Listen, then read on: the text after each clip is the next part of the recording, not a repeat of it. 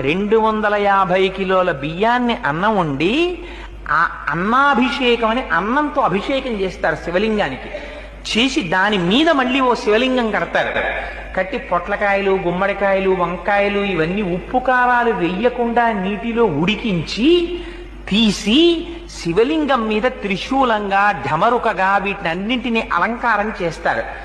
సాయంకాలం అయిన తరువాత పైన పెట్టిన శివలింగాన్ని ఉద్వాసన చేసి తీసుకొచ్చి నీటిలో కలిపేస్తారు.